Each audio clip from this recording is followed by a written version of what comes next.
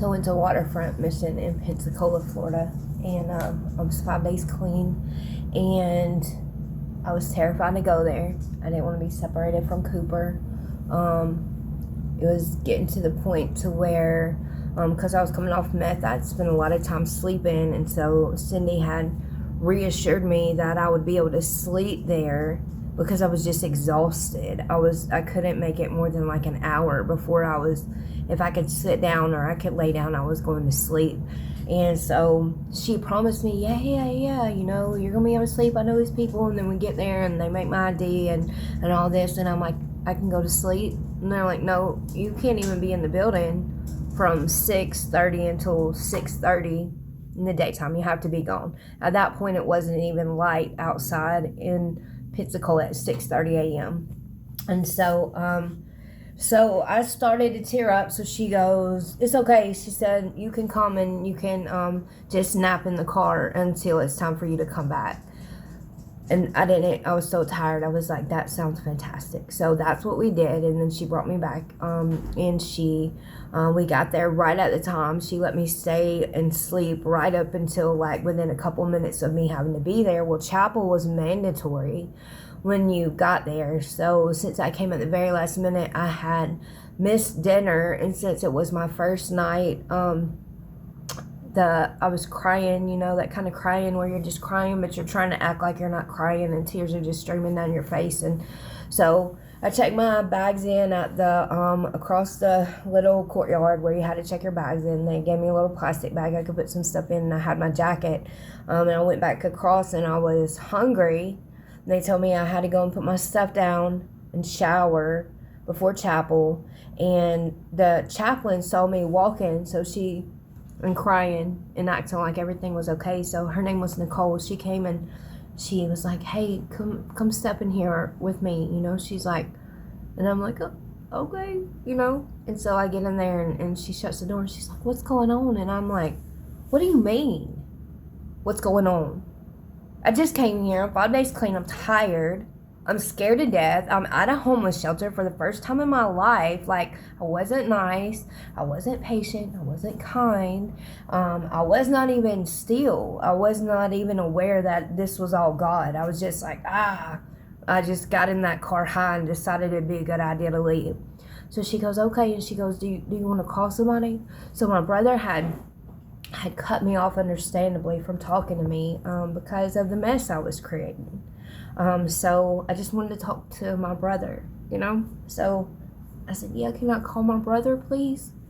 And so she goes, yeah. So she left her office and she said, here's how you do it. And I dial it and then it instantly to ignore because it looks like a telemarketer. So I hang up the phone and I call again, right back. And he does it again. So I call a third time right back because like that means somebody knows your number on purpose, you know? So I do it the third time and he answers the phone and he's like, hello? And I'm like, Chris. And he goes, what? And I said, Chris. And he said, who is this? And I said, Chelsea. He said, who? Chelsea. Who? Chelsea. Like my sister? And I said, yeah. And he said, prove it. So I said, Dad made Jeff, which is my uncle, Dad made Jeff a handmade backgammon set. And he goes, what is going on? So I start talking to him and he's like talks to me and I calm down enough. And so this was like, ends up being like 6:40, 6:45. So I had time to go put my stuff on my bunk. But the chapel bell rang early. And when chapel bell rings there, you gotta go. Like, if your bags are in your hand, you leave them in the office. Like, you gotta go to chapel right now. So I was like, I'm hungry. And she's like, after chapel, we'll get you something to eat. And she's like, we're not gonna do that all the time, but it's your first time here, and you got here late, and we'll get you something to eat. So I go and I sit down, and the preacher's wife comes, and she's like, I know she's not staying in the shelter, but I don't really realize it's the preacher's wife. She's trying to pass out Bibles and just like, you know, let me sit down and I better not get in trouble if I fall asleep. You know what I mean? That was my mentality. So they get up and they play these songs, and it just so happens they play my favorite song I used to have my grandfather sing when he led the singing at the church I was raised in, and which really didn't mean anything to me at the time. I was like, oh, that's cool, And then, so the guy gets up and he starts talking, and he's got these felonies, and he had like, I don't know, I can't remember exactly now. He had like 40 something total by the time it was done, and he had like 18 or 23 before he was even 18. In and out of jails, in and out of different kinds of drugs, in and out of all kinds of different situations, because like I was saying yesterday, what we're actually looking for, we can't find in the world. And once you find it in Christ, it changes everything. But this guy was talking about how he got out of jail, and the last time he got out of jail, he had made up his mind that he had gotten saved and gotten in the Word in prison. And when he came out the last time, he had already made his mind up. He wasn't going back to the same city. He wasn't going to have the same phone number. He had a group of people from a church an hour away waiting outside at midnight to pick him up as soon as he was released. And he just on with it. Onward and upward with God, cut all the ties, cut all the friendships, cut all the things. So I was like thinking, oh yeah, that's real great. That's super cool for you, So he's like, I'm going to talk about these 5 bridges you have to burn. And so he gets to like 2 or 3, and I'm going, I'm hungry, dude. Like, come on, man. Nobody's listening to you anyway. Like, and so it goes on, and he gets to 4, and he's stuck on 4 and stuck on 1, and I just want to go 1, 2, 3, 4, 5 bridges, 5. We got it. We got to burn 5 of them. Cool. All right. Cool. Amen. Good night.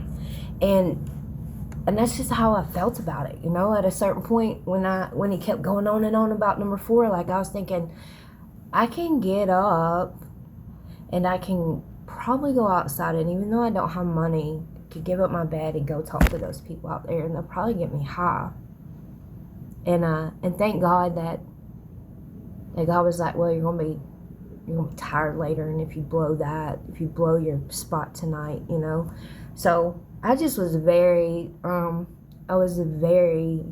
down. I was like, I felt like I had just messed up everything even worse by coming there. But the next morning, Sydney, I promised you would come and pick me up as soon as I could leave the shelter. I was worried to death because her dog had died, and Cooper acted like her dog. I tried to call her 2 or 3 times. I couldn't get her, and I was like, this was all set up to steal my dog because she misses her dog. And so I'm sitting outside, and I'm freaking out, and I'm calling her back to back like a psycho, and I'm out here in the dark, and all these people are just like around me, and they're all like getting their plans ready to go get messed up for the day. And this guy comes up to me, and he's like, I kept asking people for a cigarette. Can I have a cigarette? Can I have a cigarette? And they were, no. And I was like, oh, all the times I gave people cigarettes, but I never gave those people cigarettes, but I wanted a cigarette, And this guy comes up to me. He said, do you have any money? And I said, I don't know. I got like $1, maybe $2. And he hands me a $10 bill and a cigar, and he just walks off. And I was like, thank you. And then right then, as he's like fading into the darkness, here comes Cindy pulling up. And Cooper sees me, and I see Cooper, and he's like trying to jump out of the window, and he's so excited, like he can't stop whining. I can hear him through the window. I open the door, and he's just like, So I'm like, okay, she didn't steal my dog. So that was the only night I was at the shelter. So then bad storms were coming into town that night. And so I don't really know what happened,